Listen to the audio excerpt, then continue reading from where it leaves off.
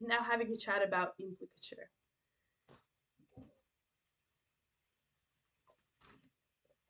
So implicature is going to be referring to the strength or effectiveness of certain readings or interpretations.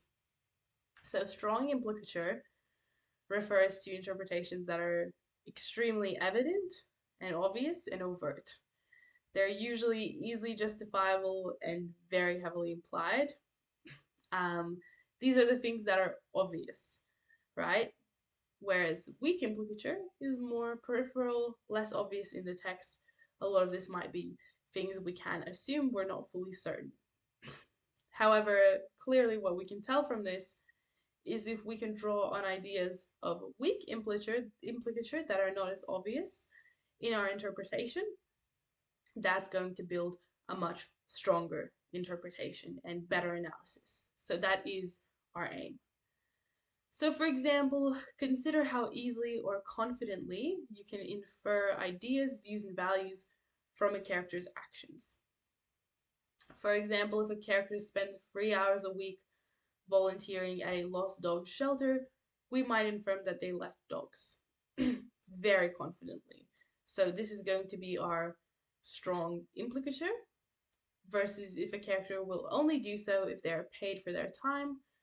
We could infer that they lack dogs, but we could also argue they may be there for other reasons, so therefore this is weaker implicature. And this is again a very straightforward and simple example in your text. These weak implicatures will be much more complex, and that's really why we want to draw on them and include them to really create that elevated, amazing analysis.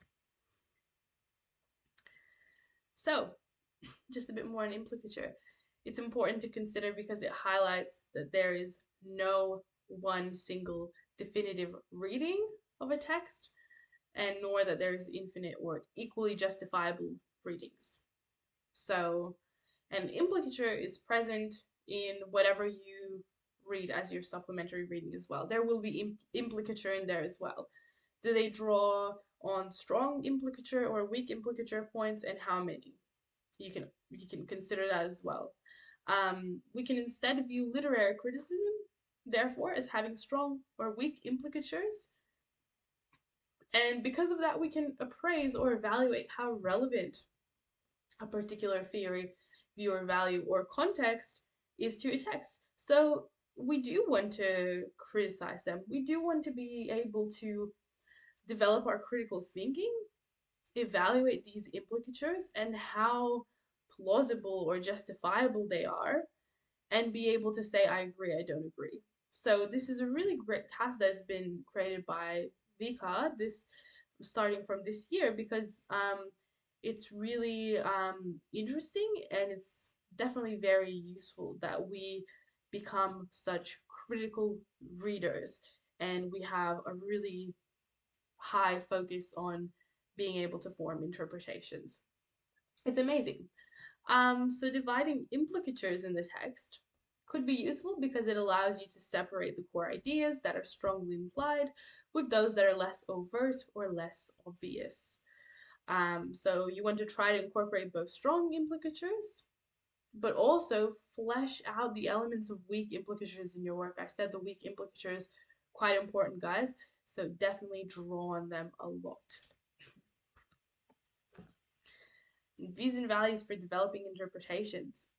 The text that you study might have views and values that are contentious, you know, unclear, ambiguous, problematic, controversial, either to our modern audience or more likely the audience of their time.